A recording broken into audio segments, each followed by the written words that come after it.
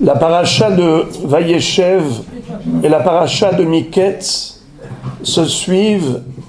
Dans l'une, on raconte les péripéties qu'a traversé Yosef Hatzadik depuis le moment où ses frères l'ont vendu comme esclave jusqu'à ce qu'il soit arrivé en Égypte, tout ce dont il a souffert.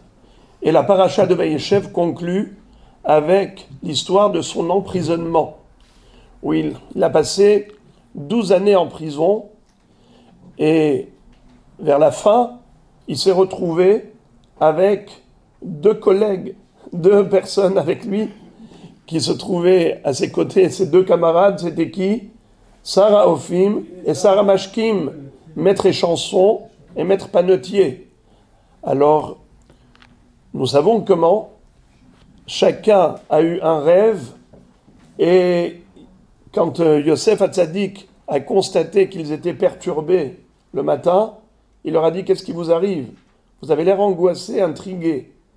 En effet, chacun a raconté son rêve, et on connaît l'issue de l'histoire de chacun suite à l'interprétation de Yosef Hatzadik. Donc à Sarah Mashkim, il va lui dire: toi, tu vas sortir de là indemne, et au contraire, tu seras même restauré à ton poste, puisque dans 3 jours, ce sera l'anniversaire du pharaon, et il va te restituer à ta place. Tandis que le Sarah Ophim, le maître panetier, il va lui annoncer un mauvais présage, comme quoi 3 jours plus tard, c'est l'anniversaire du pharaon, et il sera à ce moment-là décapité, et c'est comme ça que les choses se sont réalisées concrètement. Mais avant de sortir de prison, Yosef Hatzadik a sollicité le Sarah Mashkim qui sortait de là. Il lui a dit: écoute, moi je vais rester dans cette cellule, mais je suis innocent. S'il te plaît, souviens-toi de moi. Évoque mon souvenir auprès du pharaon. Car on m'a volé de la maison de mon père, on m'a kidnappé, on m'a vendu. Je n'ai rien fait de mal. Alors s'il te plaît, demande au pharaon et plaide en ma faveur auprès de lui pour qu'il me libère. Et il est écrit dans la Torah: Velo zachar Sarah Mashkim et Yosef aishkaheu. Le maître échanson, ce rachat, a oublié Yosef. Il ne l'a pas évoqué, il a oublié. Et même lorsque plus tard, dans Parashat Miketz, on nous raconte que 2 ans plus tard, Paro a eu ce rêve, un double rêve, le rêve des grosses vaches, des vaches maigres, le rêve des gerbes de blé, les grosses et les maigres, Nachon, qui présageait quoi? Les 7 années de famine qui allaient suivre les 7 années d'abondance. Mais personne ne comprenait quel était le sens de ce rêve. Toutes sortes d'interprètes ont tenté leur chance, mais le pharaon les a tous réfutés.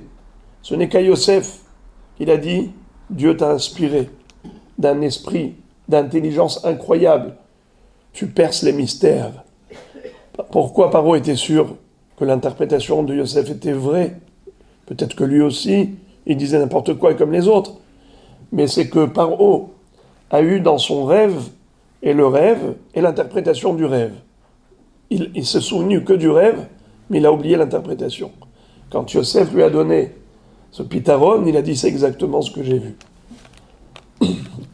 Alors, en effet, c'est grâce à ces 2 rêves du pharaon que Yosef Hatzadik est sorti. Vayim miketz shenataim yamim ou paro cholem. Alors, le Beth Halevi dit: il y a ici une anomalie dans le pasuk. On aurait dû dire Vayahalom paro miketz shenataim yamim, et ensuite on a fait sortir Yosef. Pourquoi tu me dis Vayim miketz shenataim yamim ou paro cholem? Il dit: parce que les gens peuvent penser que c'est grâce au rêve du pharaon que Yosef Hatzadik a été libéré. C'est l'inverse. Étant donné que Yosef devait être libéré, alors Dieu a envoyé un rêve perturbant, intrigant au pharaon. C'est-à-dire que c'est pas parce qu'il était intrigué qu'il a cherché un interprète. Akadosh Baruch Hu voulait libérer Yosef, alors il a fait rêver Paro pour que justement il aille chercher l'interprète. Mais il y a un midrash qui dit quelque chose d'étonnant. Il dit que Paro Aracha a eu ce rêve qui s'est répété pendant 2 années consécutives. Toutes les nuits, il rêvait de la même chose. C'est quoi ça? Et ce n'est qu'après 2 ans qu'il a fait appel au secours. Ça y est, il était tellement perturbé qu'il a dit, il faut absolument que je trouve l'interprétation à ces songes. Quel est l'intérêt? Si Akadosh Baruch Hu voulait libérer Yosef, Hatzadik, alors pourquoi faire rêver pendant 2 ans le pharaon? Autant le faire rêver une nuit avant la sortie de prison de Yosef. La réponse, c'est par un autre midrash qui est interprété également par le Beth Halevi très joliment. Il y a un passouk dans Tehillim, Ashrei hagever asher sam Hashem mivtacho velo pana el rehavim vesate kazav. Heureuse est la personne qui considère Hashem comme étant son refuge, son abri, son assurance. Et il ne s'adresse pas à des menteurs, à des orgueilleux. À qui? De qui il s'agit? De Yosef. C'était lui. C'est lui l'homme qui avait confiance en Dieu.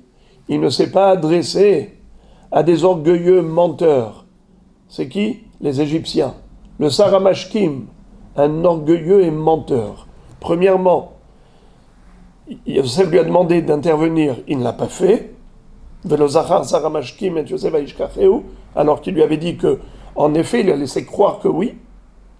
Mais en plus, un orgueilleux, car au moment où il a parlé de Yosef, il a évoqué son souvenir auprès du pharaon en disant « J'ai connu un interprète de rêve ».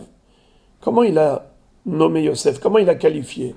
Vesham itanu, Na'ar, Eved, Ivri.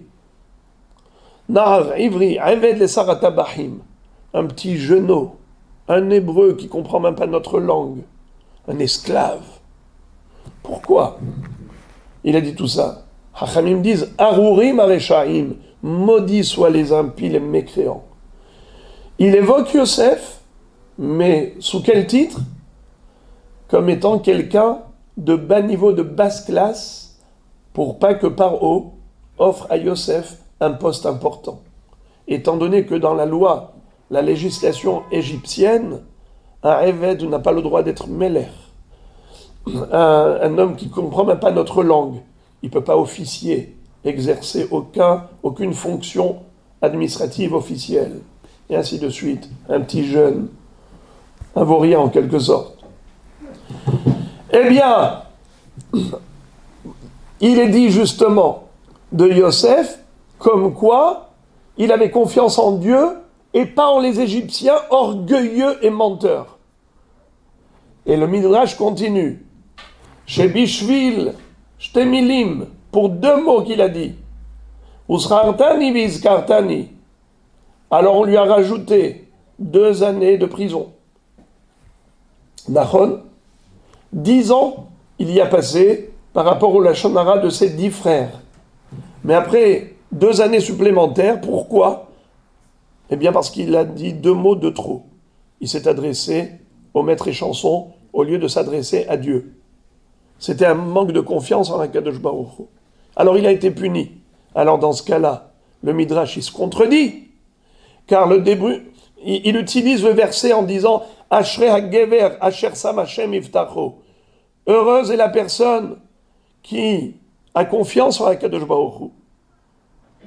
Velo panai rehavim vesate kazab. Il ne s'adresse pas aux orgueilleux et aux menteurs. C'est qui ces orgueilleux menteurs? Les Mitzrim. Et le Midrash continue. Shebishvil shtemilim usrartani vizkartani shamar Yosef les Saramashkim nitosavlo shteshanim et betasoar. Pour ces 2 mots qu'il a dit, il a été puni. Alors on dit une chose et son contraire. Tu dis que Yosef Hatzadik, c'est l'homme qui a confiance en Dieu, et après tu me dis qu'il a eu confiance en l'homme, il s'est adressé à Sarah Mashkim et il a été puni pour autant. Alors il faut se décider, Yosef a confiance en Dieu ou en Sarah Mashkim? Le Beth Lévi dit la chose suivante. Il dit, vous savez, Akadosh Baruch Hu, quand il a créé le monde, il a créé avec des règles de la nature. Et il nous demande de nous comporter en fonction de ces règles de la nature. On a un champ agricole, alors on va voir la bracha. Mais il faut d'abord labourer, il faut semer. Ensuite, Dieu envoie la pluie. Il fait pousser les plantes, les fruits, les légumes, les céréales. Mais si tu ne fais rien, eh bien, ça ne va pas tomber du ciel. Et pourtant, la manne céleste, elle est bien tombée du ciel. Ça s'est passé au moment où Akadosh Baruch Hu voulait gérer Israël de manière surnaturelle. Mais sinon, de manière, en général, Akadosh Baruch Hu veut qu'on se comporte naturellement et pas surnaturellement. En somrin à la nes, on ne compte pas sur le miracle. Donc on doit toujours faire la ishtadlut avec la profonde conviction que c'est Dieu qui accorde la réussite. Je sème, mais c'est Dieu qui enverra la pluie. C'est lui qui donnera à la terre cette énergie pour faire pousser. Eh bien, quelle est la dose, quelle est la mesure de ishtadlut, d'investissement personnel dans toutes nos entreprises? D'accord, il y a l'intervention de l'homme qui déclenche l'intervention de Dieu. Quelle est la mesure de l'intervention humaine par rapport à la réussite divine? Eh bien, c'est chacun en fonction de son niveau. Quelqu'un qui a beaucoup de Emouna, il intervient peu. Quelqu'un qui a peu de Emouna, il intervient beaucoup. C'est-à-dire que quelqu'un qui est supra-tzaddik et qui a une confiance extraordinaire en Akadosh Baruch Hu, eh bien, il va faire comme Yaakov Avinu. Quand il a passé la nuit dans le mont Moria, il a voulu se protéger des bêtes féroces. Qu'est-ce qu'il a fait? Il a mis quelques pierres autour de sa tête. Il n'a pas mis un cercle entier de barrières pour se clôturer. Pourquoi? Parce qu'un tzaddik, il ne veut pas faire une ishtadlut à 100% pour ne pas avoir l'impression que c'est ce qui l'a sauvé. Alors il fait le minimum, car Dieu veut qu'on fasse quand même quelque chose. Vous savez que dans le Beth Amikdash, il y avait un feu céleste qui consumait les corbanotes. Mais il fallait que le Kohen apporte un feu humain, un feu terrestre. Pourquoi faire le feu terrestre s'il y a un feu céleste? Réponse, pour justement ne pas compter que sur le miracle. Akadosh Baruch Hu veut dissimuler le miracle. Il veut pas s'imposer, en quelque sorte, à Kadosh Baruch Hu. Il veut que par Bechira, par libre arbitre, on croit en lui. Et non pas parce qu'il fait des démonstrations spectaculaires, par des miracles à tout bout de champ. Non, Dieu veut qu'on le dévoile sous le voile de la nature. Il est là, et a priori, il est absent, et à nous de découvrir et dévoiler le rideau de la nature, pour dire Hachem, tu es là.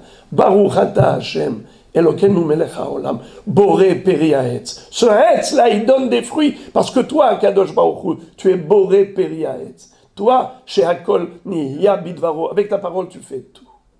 Alors, en effet, Yosef Hatzadik, étant donné que c'était l'homme qui avait une entière confiance en Kadosh Baruch Hu, on peut passer toute la nuit en évoquant des textes et des passages où on voit que Yosef Hatzadik, c'était incroyable sa émouna en Akadosh Baruch Hu. Toutes les épreuves qu'il a surmontées durant sa vie, c'est grâce à cette émouna.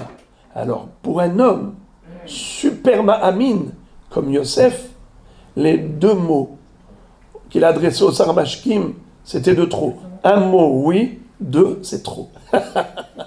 Parce que pour le niveau de Yosef, alors pour lui, c'est considéré un excès de ishtadlut. Mais pour nous, nous à notre niveau, même si on avait dit ces deux mots, ça ne serait pas considéré comme étant un excès de ishtadlut. Je terminerai en disant, au nom du Hazon Ish, le Hazon Ish dit que quelqu'un qui se noie dans l'eau, quand il voit un brin de paille, il essaye de s'accrocher à ce brin de paille. Pourquoi? Il sait que ça ne sert à rien, mais c'est un réflexe. Pourquoi? Il y a quelque chose, il se dit, je sais que ça ne sert à rien, mais je vais m'accrocher à quelque chose. Si Yosef Hatzadik s'est adressé au Saramashkim, qui était un Mitzri, menteur et orgueilleux, eh bien, ça veut dire quelque part qu'il a perdu espoir en Dieu, parce que tu vas pas t'accrocher à un brin de paille, tu vas pas t'accrocher à ce menteur, à cet orgueilleux. Si tu t'adresses à lui et tu insistes avec ces deux fois, Usrartani Viskartani, c'est que vraiment, tu te sens dans une défaillance totale. Tu es dans un désarroi. Alors tu t'accroches même à un brin de paille. Ça veut dire que tu te sens te noyer. Or, quand tu es avec Dieu, tu ne te noies jamais. Voilà, Rabotaï, pourquoi nous dit le Midrash que Paro avait rêvé pendant 2 ans pour nous dire qu'en fait, la libération de Yosef Hatzadik pouvait avoir lieu déjà 2 ans plus tard. C'est pas parce que Paro a rêvé 2 ans plus tard qu'il est sorti de prison, comme on pourrait le croire. Eh ben, qu'est-ce que tu veux? Il a rêvé que 2 ans plus tard. Miketz Shenataim Yamim ou Paro Cholem. Non. Pourquoi il est écrit ou Paro Cholem et non pas Vayahalom Paro ou Paro Halam? C'est quoi Cholem au présent? C'est que tous les jours il rêvait. Tous les jours il rêvait. Ça veut dire qu'on dit à Yosef, ta libération, elle était déjà potentiellement prête. Mais concrètement, tu n'es pas sorti de là parce qu'il y a eu un retard à cause de ces 2 mots. Usrartani Viskartani. Donc, c'est simplement pour dire que Yosef est l'exemple même de Ashrei HaGever, Asher Yiftach Bashem, Ve'aya Hashem Yiftacho. De là, du profond du cachot égyptien, il est arrivé au sommet de la pyramide, il est devenu Premier ministre, le vice-roi de la première puissance économique mondiale de l'époque, c'est devenu l'homme le plus réputé, le plus renommé de toute la terre, car il a sauvé le monde de la famine du plus bas, il est arrivé au plus haut niveau, grâce à ça, Emouna en Kadosh Baruch Hu. Nous également, on ne doit jamais perdre confiance en Dieu et être toujours dans cette flamme de Emouna. Bochim Tiyu.